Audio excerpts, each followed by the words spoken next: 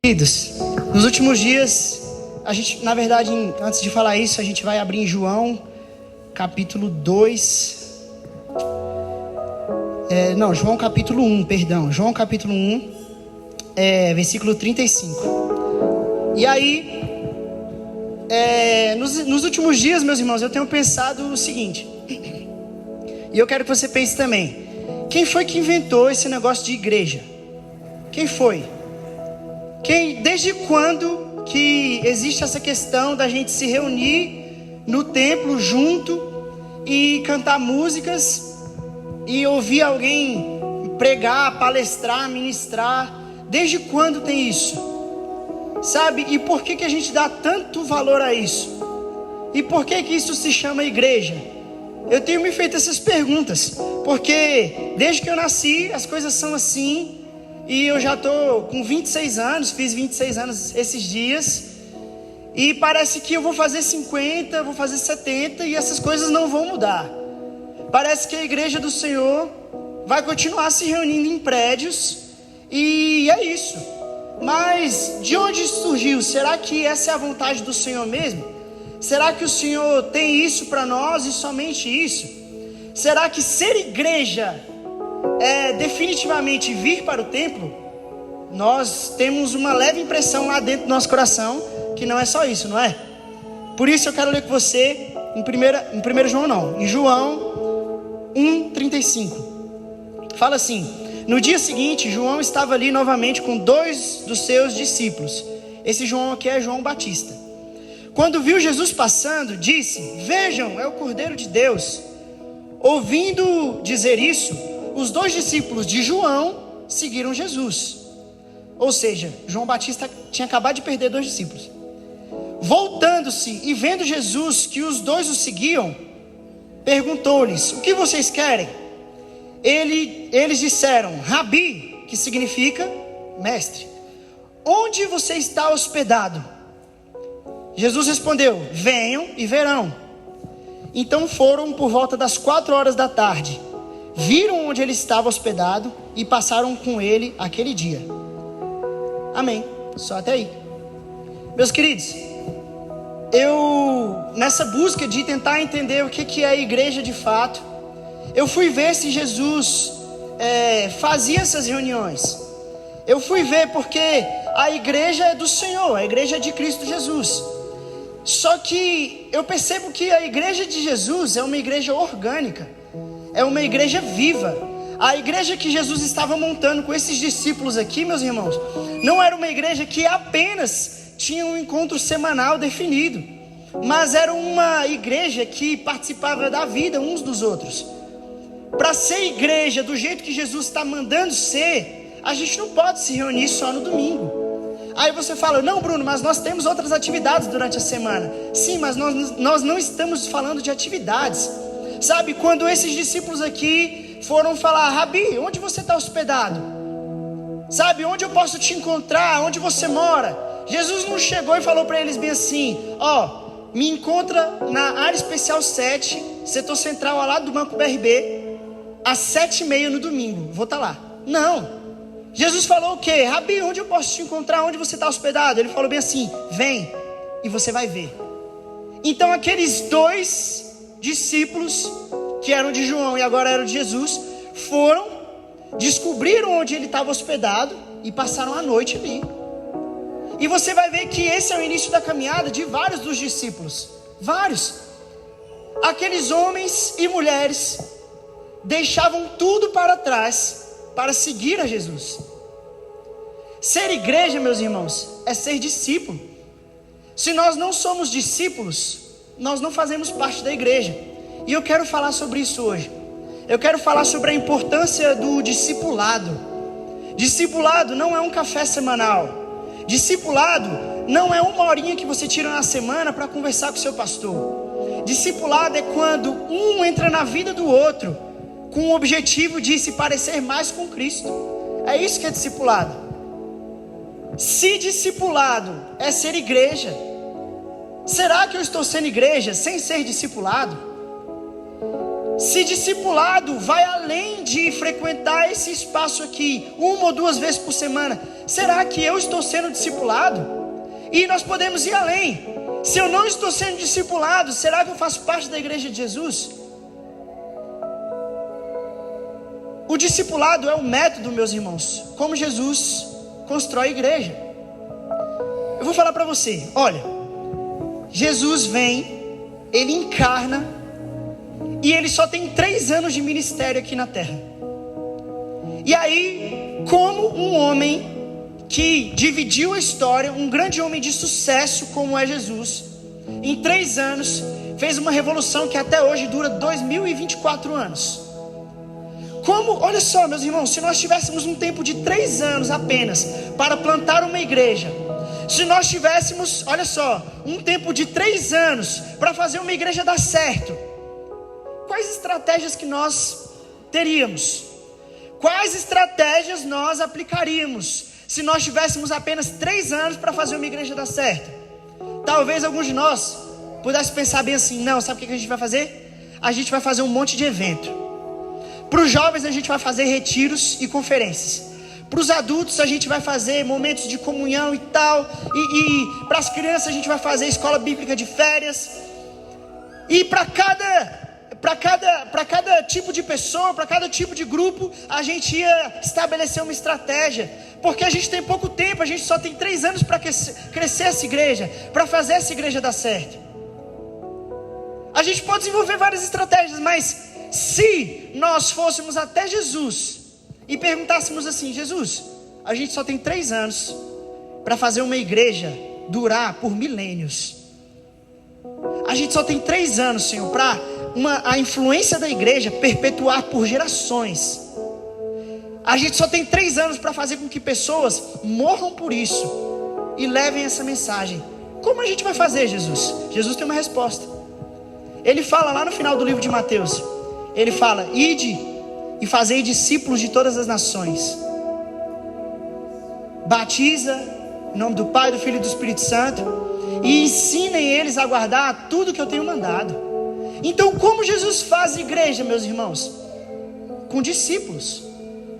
Percebe só que Jesus não teve pressa nesses 3 anos? Jesus nunca teve pressa, na verdade. Jesus nunca foi impulsivo. Jesus, com 30 anos, era um mestre da lei, era um rabi. E aí ele começa a convocar pessoas para andar com ele. Mas quanto tempo depois que Jesus libera essas pessoas para irem atrás de outras pessoas definitivamente? 3 anos depois, quando aqueles discípulos viram apóstolos. E aí agora o Jesus dá ordem para eles, ide por todo mundo e fazei discípulos. Olha isso. Então Jesus pegou a sua igreja e ele ficou durante 3 anos com um grupo bem pequeno na igreja. Esse grupo, meus irmãos, para você ter noção, pessoas tentaram entrar nele. Só que Jesus falou, esses homens aqui abandonaram tudo por minha causa. Vocês vão abandonar também? Aí as pessoas, não, acho que é muito para mim. E deixaram isso para lá. Então Jesus ficou com um pequeno grupo. Certa vez, meus irmãos, Jesus chegou diante de uma multidão e ele sentiu compaixão da multidão.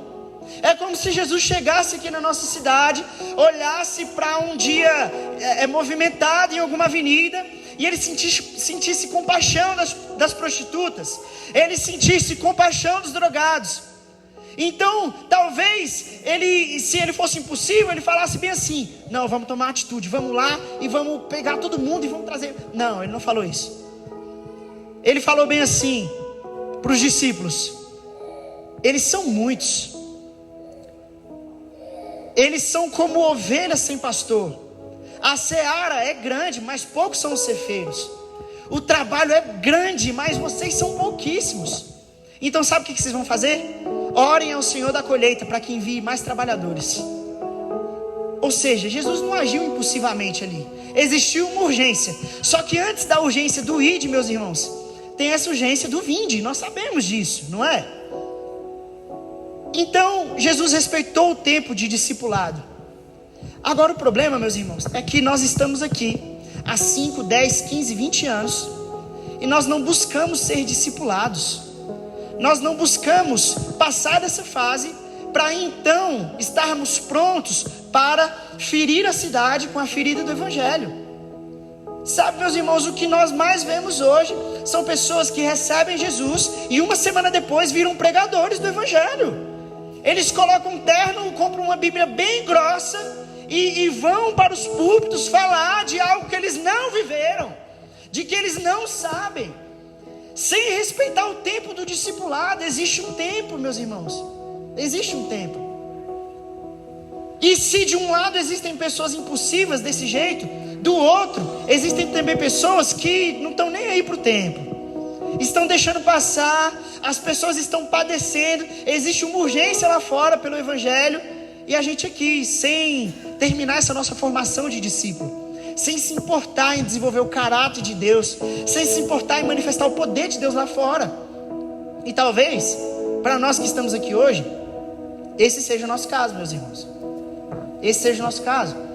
Meus irmãos, ser discípulo era uma coisa tão importante para aqueles homens. Percebe que Jesus chegava e falava para eles bem assim: siga-me. E eles iam. Isso tem uma razão. Todo menino judeu sonhava em ser um talmidim. Não sei se você já ouviu falar dessa expressão, mas o que era um talmidim? O talmidim era o discípulo de um mestre. Ah, Bruno, legal, mas isso aí é muito fácil de ser. Não, naquela época não era tão fácil. Naquela época os meninos, eles passavam por algumas etapas. Tinha uma primeira etapa que os meninos de 6 a 10 anos passavam. Essa primeira etapa era a etapa da alfabetização. Os meninos não sabiam ler, e aí o que acontecia? Eles iam para essa etapa da vida, era só os meninos na época, as meninas não tinham esse direito, infelizmente. E aí eles iam ser alfabetizados. E como eles eram alfabetizados? Com o Pentateuco, com a Torá. Então eles aprendiam a ler com os 5 primeiros livros da nossa Bíblia: Gênesis, Êxodo, Levítico, Números e Deuteronômio. Eles aprendiam a ler usando esses livros, e é por isso que você sabe muito bem que os meninos judeus e os judeus sabem a Torá de cabeça, sabem de cor. E aí, os meninos que iam bem nessa fase, que era dos 6 aos 10 anos, eles passavam para uma segunda fase. Os que não iam tão bem, voltavam para casa e iam seguir a profissão dos pais. Mas os que passavam de fase, eles iam para uma fase mais prática. Era a fase de aprender a tradição judaica. Então, tudo que aquele menino sabia de cor, estava na hora agora de aplicar. Então, eles começavam a fazer testes, eles se colocavam à prova para aplicar a tradição judaica. E esse era o segundo nível. Era dos 10 aos 14 anos, mais ou menos. Então, aqueles meninos ficavam lá nessa escola durante esses 4 anos. E aí, os melhores dos melhores poderiam passar para a terceira fase e finalmente se tornar um talmidim. E meus irmãos, todos os meninos da época queriam isso. Eles veneravam isso, eles queriam isso a todo custo. Sabe, meus irmãos, quando esses meninos iam passar da segunda fase para a terceira, para finalmente se tornar um talmidim, eles ouviam uma frase. O mestre chegava e falava para eles: siga-me. E aquilo era o sonho de todo menino judeu. Todo menino judeu sonhava em um dia ver um rabi chegando diante dele e falar: siga-me. Era o sonho de todos eles. Mas os que não passavam da segunda fase, infelizmente, iam para suas casas e, talvez felizmente, seguiam a profissão do pai. Então, se o pai era pescador, ele ia ser pescador. Se o pai era carpinteiro, ele ia ser carpinteiro. E era isso. Jesus, meus irmãos, passou por essas fases. Para você ter noção, Jesus com 12 anos batia de frente com os mestres da lei. Então Jesus era o destaque dos destaques. Sabe, Jesus era tão incrível que durante esses primeiros 30 anos de sua vida, ele estava se preparando para ter os seus talmidins, para ter os seus discípulos. E aí, Jesus chega e decide que está na hora de começar o seu ministério.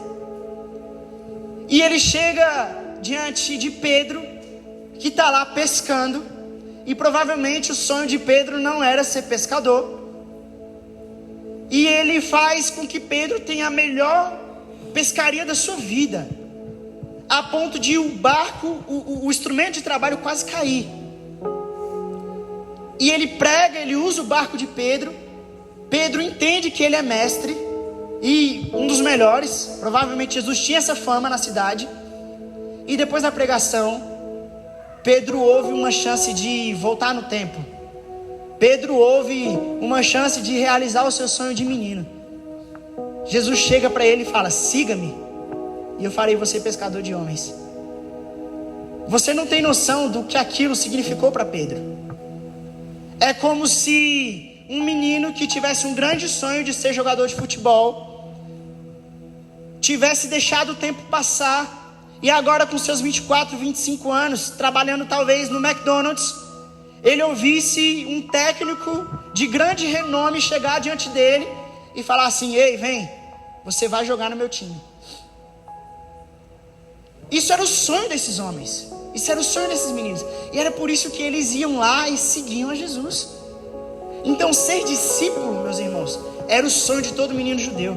Para você ter noção, quando chegava na cerimônia da segunda para a terceira fase, e o rabi chegava e falava: ó, você, siga-me. Alguns deles nem voltavam em casa.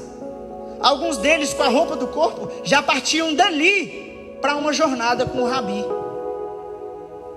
Deixavam pai, mãe, deixavam tudo para trás para seguir aquele sonho. Sabe, existe uma tradição que diz que esses meninos, eles tinham que respirar o pó das sandálias do seu mestre, de tão colado que eles ficavam no seu mestre, de tão colado. Sabe, eu imagino que se fosse hoje em dia, o mestre ia no banheiro e os meninos ficavam lá esperando o mestre ir no banheiro, né? E depois que o mestre saía, eles iam acompanhando o mestre por onde quer que ele fosse. Para você ter noção de como ser discípulo era importante. Ser discípulo tem a sua importância, mas hoje, por algum motivo, por alguma fuga da tradição, a gente perdeu essa noção de que ser discípulo é sim importante, meus irmãos. De que ser discípulo é sim algo de honra, algo que é de grande valor. Ser discipulado é sim importante. Então por isso que aqueles homens iam e seguiam a Jesus, amém?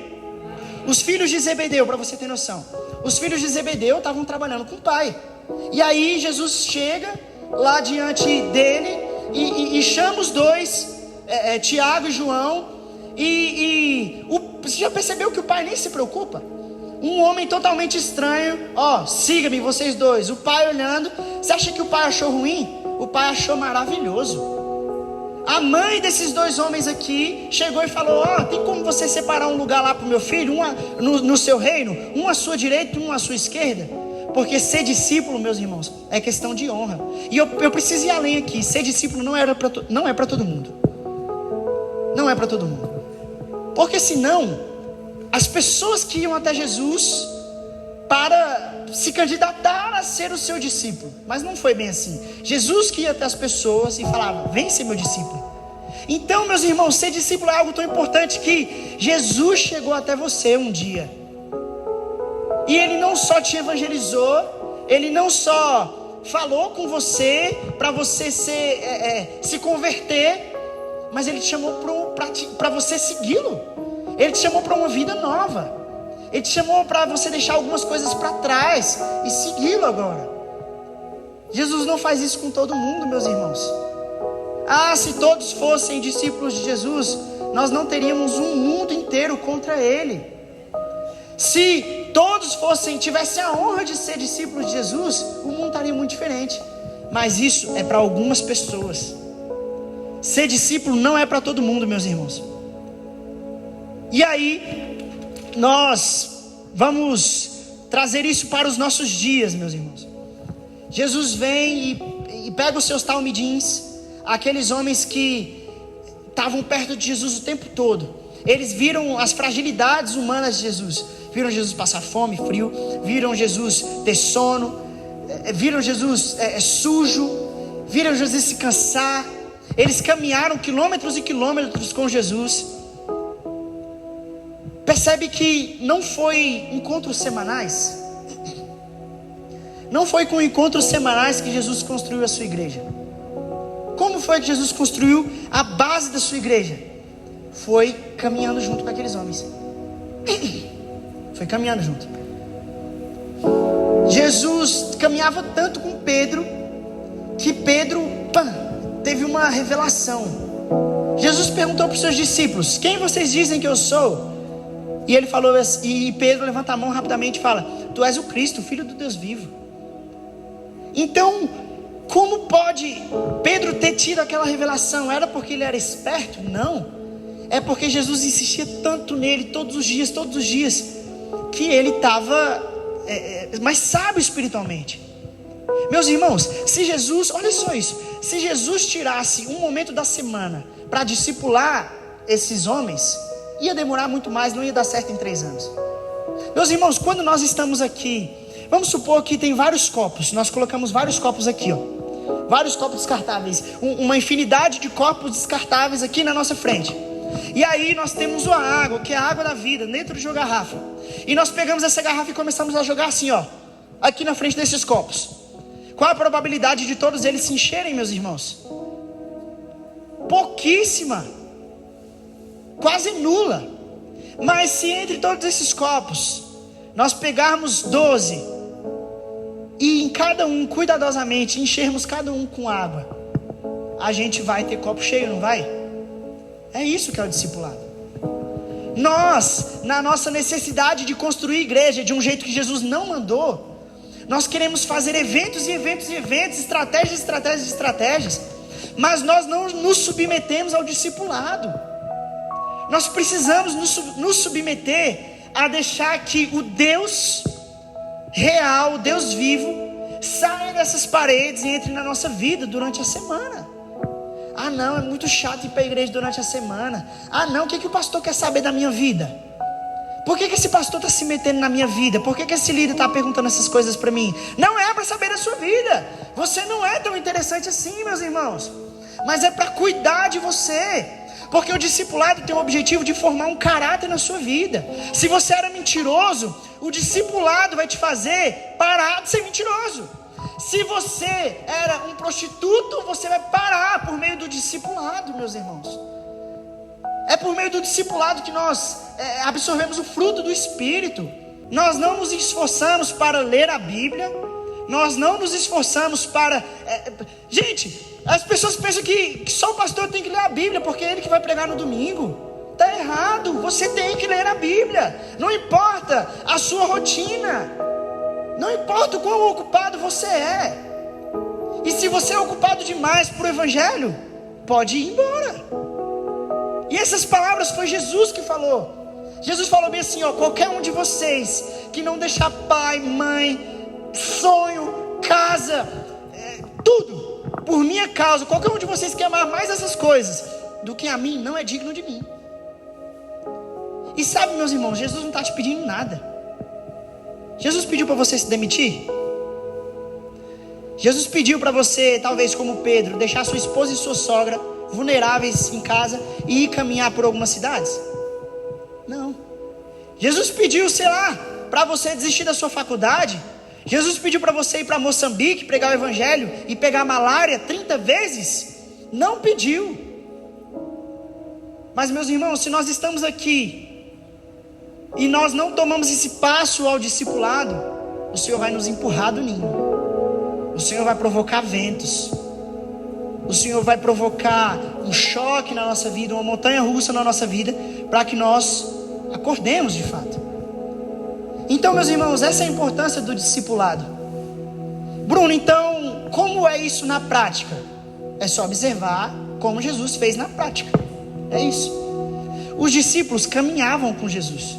Então, meus irmãos, você precisa ter alguém de referência na sua vida.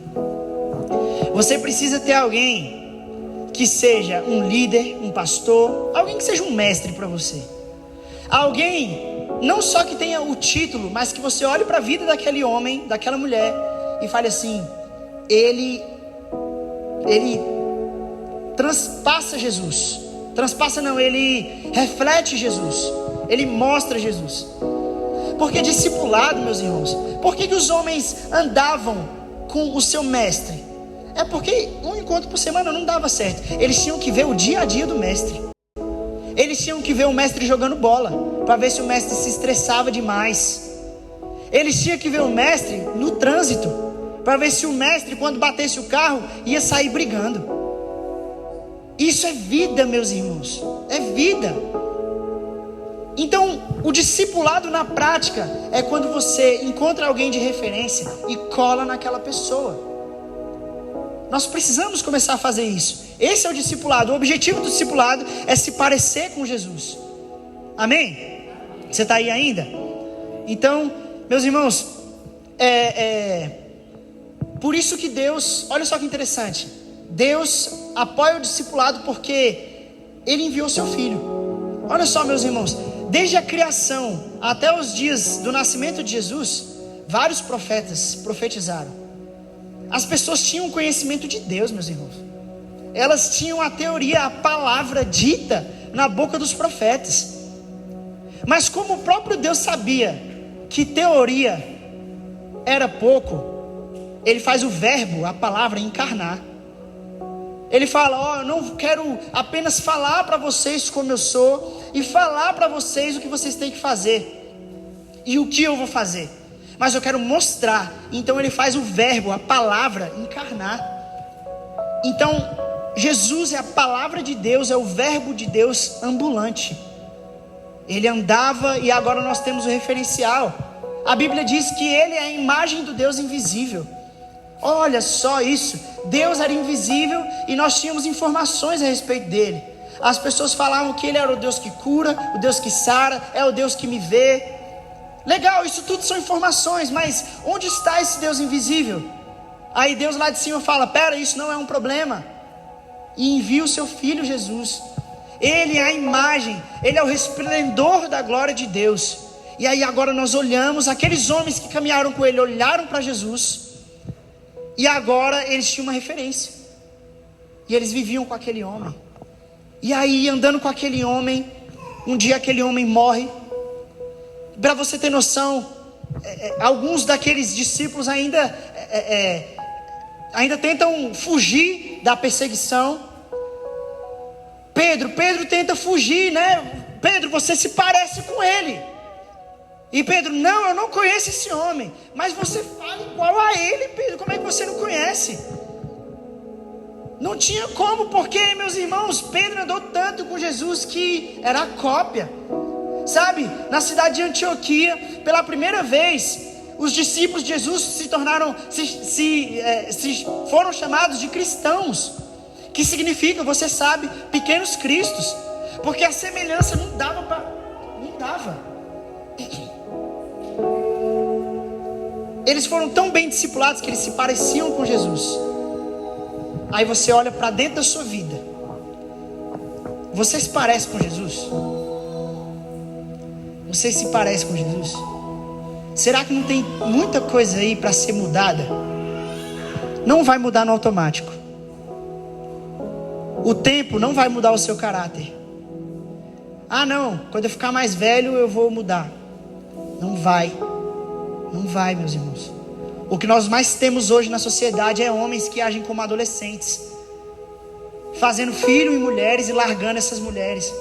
Homens que não trabalham e ficam jogando videogame o dia todo. O tempo não muda caráter, meus irmãos. O que muda o caráter é discipulado. Você precisa participar de um discipulado, meus irmãos. O Senhor está convidando você para isso. Então deixa eu te falar, para a gente caminhar para o fim dessa mensagem. Busque uma referência. O objetivo do discipulado é se parecer com Cristo. Então você precisa procurar alguém que se parece com Cristo. Você vai buscar essa referência e você vai caminhar. Como caminhar, Bruno? Eu não consigo largar meu emprego e sair caminhando por aí. Ninguém fica peregrinando como Jesus fazia. Tudo bem, mas que tal você chamar o seu líder, o seu pastor, alguém que você tem referência, para ir na sua casa umas 2 vezes por semana? Que tal você, nesse momento de intimidade, que está só você, a sua família e o seu mestre, e o seu pastor e o seu discipulador, que tal nesse momento você tirar um momento para confessar pecados? Meus irmãos, tantos de nós vamos ao psicólogo, mas tantos de nós deixamos de ser discipulados. Eu vou te falar, o psicólogo é muito importante para a saúde mental, mas ele não vai mudar o seu caráter. O Espírito Santo vai mudar o seu caráter por meio do discipulado, meus irmãos. Ele vai fazer isso. Confesse pecados. Confesse aquela pornografia que você não consegue largar. Confesse aquela corrupção financeira que você não consegue abrir mão. Confesse o seu lado grosso, que você trata a sua mulher todos os dias. Confesse, sabe, o seu lado ambicioso pelas coisas desse mundo. E meus irmãos, sabe qual é o resultado disso? O resultado de discipulado é uma igreja próspera. É uma igreja próspera. Se nós chegamos em alguns templos, em algumas igrejas, e nós olhamos para o número de pessoas e falamos: nossa, tem tão pouquinha gente aqui, podia ter mais. Não vai ser fazendo evento que nós vamos ter mais pessoas. Não vai ser evento. Pode até ser. Pode até ser. Nós podemos ver pessoas que lotaram igrejas, pessoas que fizeram grandes revoluções, mas algum tempo depois, onde estão essas pessoas? Sabe, se aquela igreja que um dia foi lotada está vazia, porque as pessoas foram para um campo missionário, glória a Deus por isso. Mas se aquela igreja que um dia foi lotada está vazia hoje, porque as pessoas não permaneceram, foi porque os líderes daquele tempo fizeram do jeito errado. E tudo bem que aquilo foi bom naquele tempo. Nossa, que legal ver uma igreja cheia. Legal, a gente fez um evento que lotou, beleza. Mas você tem noção que nós perdemos tempo? Você tem noção que a gente inflou e depois... E cada vez mais a igreja perde a sua moral diante da sociedade. As pessoas vêm, tá, deixa eu ver o que vai acontecer lá. E elas veem um grande show gospel. Elas veem alguém que sobe no púlpito e tem uma ótima dicção. Elas veem alguém muito popular lá em cima. Só que isso espiritualmente não firma ninguém. E como não firma ninguém, a pessoa fala bem assim: eu já fui na igreja e não senti vontade de ficar. E a igreja vai perdendo moral. E a gente vai perdendo tempo. E a gente vai se cansando desse negócio de igreja. É óbvio que está cansando, porque a gente não está fazendo do jeito certo. A gente não está discipulando pessoas e se colocando para ser discipulado. Como fazer uma igreja próspera? Discipulando e sendo discipulado. Então, meu irmão, você tem duas missões. Você precisa procurar alguém de referência para você ser discipulado, para contar da sua vida, para abrir a sua vida mesmo, meus irmãos, espontaneamente. Sabe? Estou passando por isso. Rapaz, eu estou com esse problema financeiro aqui. Eu sei que você não tem dinheiro para me ajudar, mas, sabe assim, vamos orar comigo. Eu tenho dificuldade, eu tenho uma carência emocional, que tudo que eu vejo na frente eu quero comprar, até uma rosquinha. Eu nem estou com fome, mas eu gosto tanto de rosquinha, eu gosto de rosquinha, eu compro rosquinha. Isso aí tem que ser mudado, irmão. Como nós vamos acessar o mais íntimo das pessoas se elas não se colocam para ser discipuladas? Como, meus irmãos, eu vou chegar em um marido aqui da nossa cidade que é alcoólatra e falar para ele: você precisa parar com isso, porque a sua família está padecendo? Ele vai falar o quê? Sai da minha frente, que eu não te conheço, não é? Sabe o que nos dá autoridade para entrar na vida de uma pessoa e corrigir mediante Bíblia? É discipulado. É quando as pessoas chegam na igreja e entendem que igreja não é esse prédio, mas igreja é na semana, quando eu preciso dar uma melhorada, eu preciso dar uma avançada, sabe? Pastor, eu preciso ter um particular com o senhor. Vem cá. Dá trabalho para o pastor, irmão. Dá trabalho para ele. E como eu falei, o resultado disso é uma igreja próspera, é uma igreja saudável. Porque em determinado momento, nós que estamos nos colocando para o discipulado, nós alcançamos um nível de maturidade, que agora nós podemos discipular novas pessoas. Se cada um de nós aqui falarmos assim: não, eu vou ser discipulado agora, e nós procurarmos dar início a isso, daqui a um tempo, cada um de nós vai ter o seu próprio discípulo, o seu próprio talmidim. Daqui a pouco, cada um de nós vai ter uma pessoa que fica na nossa casa e não sai de lá, tem até que mandar embora, sabe? Mas no futuro isso dá isso dá um retorno. Às vezes a pessoa até paga o almoço também. Sabe, a caminhada junto tem as suas dificuldades. Mas eu te garanto que se nós começarmos a fazer isso ontem, meus irmãos, nós nunca mais teremos problemas com igreja vazia. Nós nunca mais teremos problemas em marcar um evento. Amanhã a gente tem um drive-thru de oração e uma pessoa aparecer. Se nós começarmos a formarmos discípulos, se nós, não só o pastor e não só o líder, mas você começar a ser discipulado e a formar novos discípulos, nós nunca mais teremos falta de cantores na igreja. Nós nunca mais teremos falta de pregadores, de líderes de criança. Nunca mais. Nunca mais o trabalho vai pesar sobre uma costa só, sobre uma pessoa só. Aí a igreja vai ser próspera. E aí finalmente as portas do inferno não vão prevalecer contra a igreja do Senhor. Essa igreja é do Senhor? Ela é do Senhor se houver discipulado. Porque se não houver discipulado, sabe o que acontece? É o inferno que prevalece contra ela. O inferno entra no meio da igreja, aí faz um fulaninho ali adulterar, aí faz outro fulaninho ali fornicar, aí faz outro fulaninho ali roubar, outro fulaninho matar, e a sociedade olha para a igreja e fala: ué, isso que é ser crente? É desse jeito que o inferno prevalece contra a igreja. Mas quando a igreja é do Senhor e existe discipulado, aí não tem desvio de caráter. Aí todos nós ganhamos almas. O pastor não precisa ficar falando assim: ei, convide mais um. O pastor não precisa ficar falando como é bom ofertar. O pastor não precisa ficar impulsionando você a fazer o mínimo que você deveria fazer. Nós precisamos iniciar essa caminhada de discipulado. Defina hoje se você é simpatizante do Evangelho ou se você é discípulo do Evangelho. Se você for simpatizante, eu faço das palavras de Jesus as minhas. Calcule o custo. Calcule o custo. Sabe, se você não está pronto para assumir isso tudo, você pode sim dar meia volta. Mas se você já está aqui há um bom tempo e não se colocou diante do discipulado de Jesus, tem algo errado, meus irmãos. Nós precisamos ser referências para os novos convertidos. Os novos convertidos não podem chegar, olhar para nós e falar: é daquele jeito ali que é cristão, então eu vou ser daquele jeito. E aí nós começamos a fazer cópias erradas. Meus irmãos, se você é uma cópia errada, nós não precisamos de dois de você. Tá bom só você aí. Nós precisamos de cópias de Jesus. Então copie Jesus. Imite Jesus.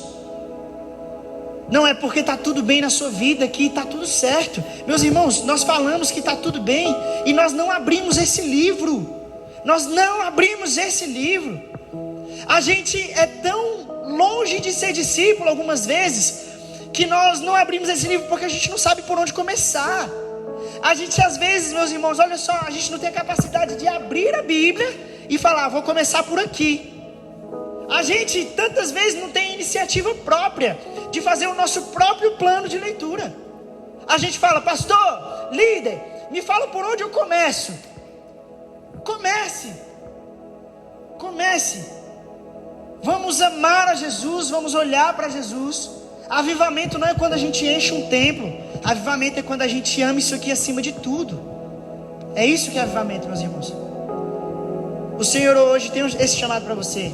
Seja um talmidinho, seja alguém que está lá à beira dos pés de Jesus, mesmo que eles estejam empoeirados. Seja alguém que esteja na cola de Jesus, alguém que quer aprender sobre Jesus todos os dias. Seja alguém que vai além dessas quatro paredes. Amém? Glória a Deus por isso, nós precisamos disso. Então eu quero fazer uma oração por você. E nessa oração eu quero que o Senhor mude o seu coração. Eu quero que o Senhor te dê um coração de discípulo. Sabe, meus irmãos, eu quero que o Senhor te dê um coração disposto a largar as coisas desse mundo se for necessário. Eu quero que o Senhor te dê um coração, meus irmãos, igual o coração daqueles homens. Sabe, aqueles homens, aqueles discípulos falavam: Senhor, nós largamos tudo para te servir. Para onde nós iremos se só você tem as palavras de vida eterna? Sabe, eu quero que o seu coração hoje, por meio dessa oração, seja transformado em um coração que pensa dessa forma. Um coração que quer Jesus acima de tudo. Que nós possamos cantar aquela música: dá-me um coração igual ao seu, meu mestre. Olha que lindo isso. Dá-me um coração igual ao teu, um coração disposto a obedecer, cumprir o seu querer. Nós queremos isso. Amém? Feche seus olhos. Vamos orar por isso. Senhor, nós queremos que o Senhor sonde o nosso coração agora. Ó Senhor, provoque em nós, Pai, discípulos. Provoque em nós essa necessidade de ser discipulado, Senhor. Senhor, gere em nós perguntas, para que nós façamos perguntas ao nosso pastor, ao nosso líder. Senhor, nos dê fome de Deus. Senhor, nos faça entender a honra de ser um discípulo seu. Nos faça entender a honra, Pai, de ser alguém que o Senhor anda perto. Nos faça querer os seus pés, Jesus. Nos faça querer o seu caráter. Nos faça querer as suas mãos. Nos faça querer estar contigo nesses momentos de tribulação e nos momentos de bonança também, Jesus. Ó Deus, provoca uma ferida que vai doer amanhã, na segunda-feira. Provoca uma necessidade de ser discípulo, Pai, na rotina. Nós clamamos por isso, Pai, por um coração que queira ser discipulado. E nós clamamos, Pai, para daqui a alguns anos, que nós possamos fazer discípulos de todas as nações. Que nós possamos, Pai, ver não só o pastor batizar pessoas, mas que todos nós tenhamos a oportunidade de fazer discípulo e batizar em nome do Pai, do Filho e do Espírito Santo. Nós queremos essa oportunidade. O ide, Senhor, é cumprido quando nós fazemos discípulos. Não é quando a gente sai e fala Jesus te ama. Nós queremos cumprir, Pai, a grande comissão. Nós queremos, em nome de Jesus, ter um coração de discípulo. Amém.